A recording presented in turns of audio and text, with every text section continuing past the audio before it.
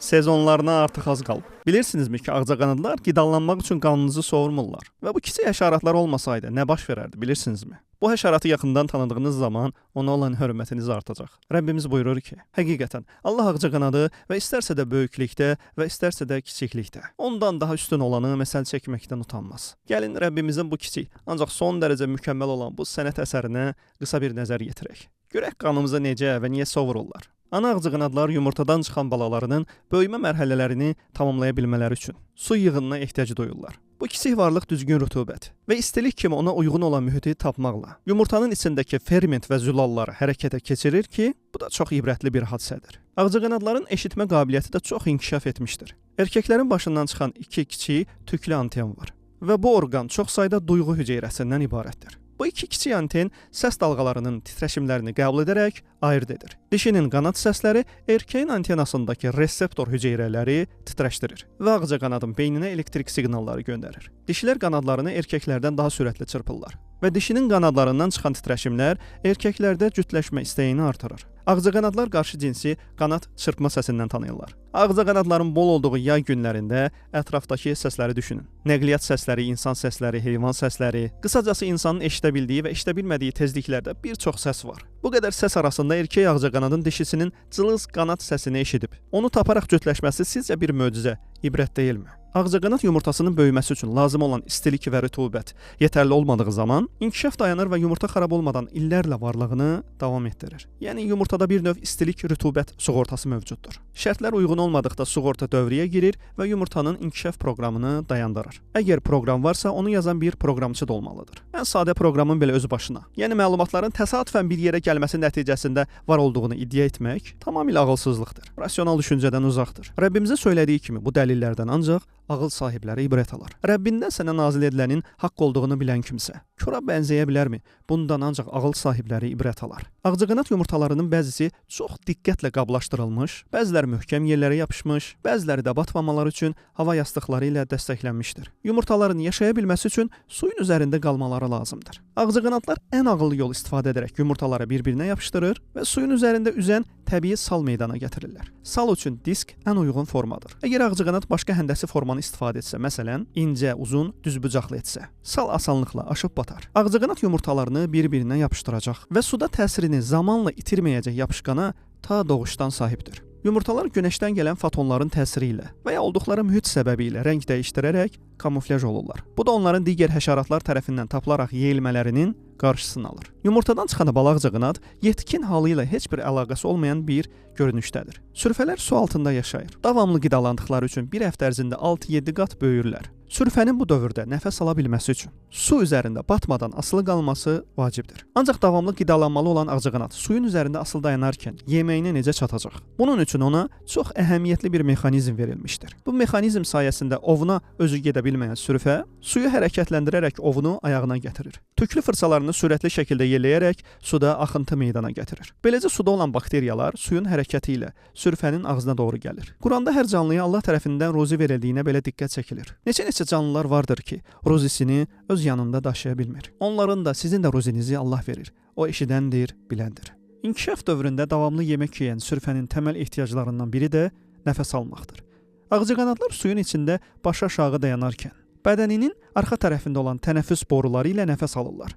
Suda meydana gələcək dalğalanma ya da külək tənəffüs borusunun içinə su girməsinə səbəb olmasın deyə, bu borularda suyu itələyən xüsusi hidrofob yağ vardır. Ağcaqanad sürfəsi 4 dəfə qabığını tökərək inkişaf edər və nəhayət 10 milli uzunluğa çatır. Suyun içindəki dünyasını geridə buraxıb, yeni dünyaya addım atan ağcaqanad artıq tam fərqli canlıdır. Bu canlının yeni bədəni, daha əvvəlki inkişaf mərhələlərində olduğu kimi saysız möcüzələrlə doludur.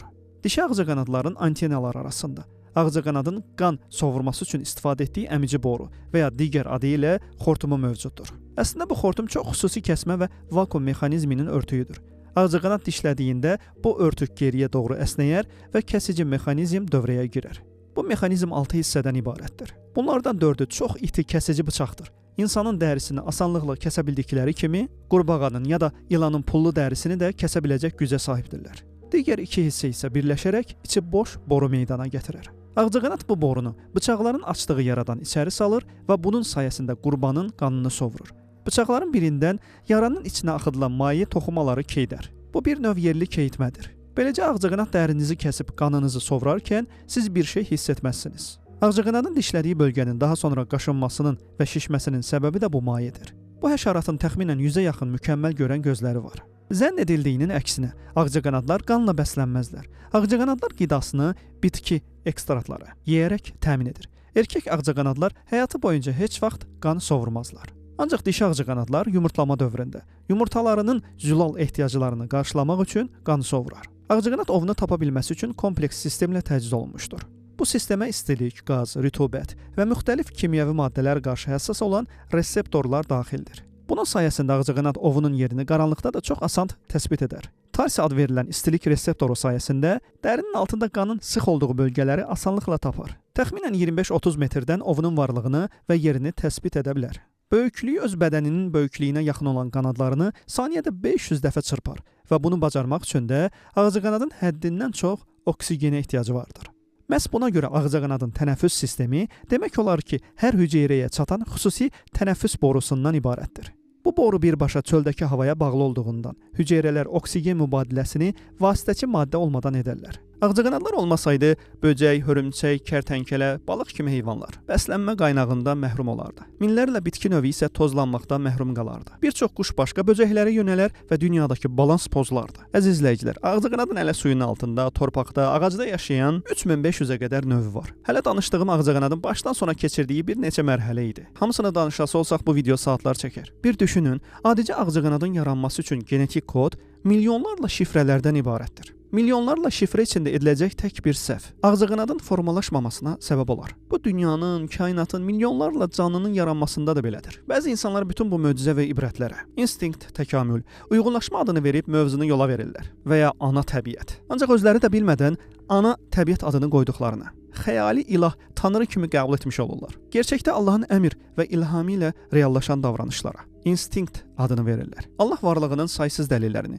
insanların gözləri önünə sərmişdir. Sonsuz rəhməti ilə ən aciz və hətta beyinə belə sahib olmayan canlılara ağla sığmaz işlər etdirir. Buna baxmayaraq çoxları dəyərlərinin cəhənnəmdə əbədi regenerasiya olaraq yanacağına və yaxud cənnətdə onları sonsuz ləzzətlər gözləyəcəyinə inanmaz. Və başda da qeyd etdiyimiz kimi Rəbbimiz Bəqərə surəsinin 26-cı ayəsində buyurur ki: Həqiqətən Allah ağcaqanadı və ondan daha böyüyünü və ya daha kiçiyini məsəl çəkməkdən utanmaz. İman gətirənlər bilirlər ki, bu onların Rəbbindən gələn haqdır. Küfr edənlər isə deyirlər: bu məsələlə Allah nə demək istəyib? Halbuki o, bununla bir çoxlarını azdırır və bir çoxlarını da haqq yoluna yönəldir. Lakin o, bununla yalnız fasiqləri yoldan çıxarır. Bəli, iman gətirənlərin bu kiçik misaldan belə imanları artar. Onların təfəkkürləri işə düşər və Allahın gətirdiyi bu məsəl haqqında düşünüb daşınmağa başlayarlar. Beləliklə, bu onların imanlarını və Allah olan sevgilərini artırar. Onlar Allahın bu sənət əsərindən ibrət alarlar. Fasiqlərin, günahkarların, kafirlərin isə elə ancaq lağlağısını artırar. Bir növ ancaq tema və məzələnmək mənbəyi. Onlar bunu maddəçiliyə və təkamülə aid edər və əsla ibrət almazlar.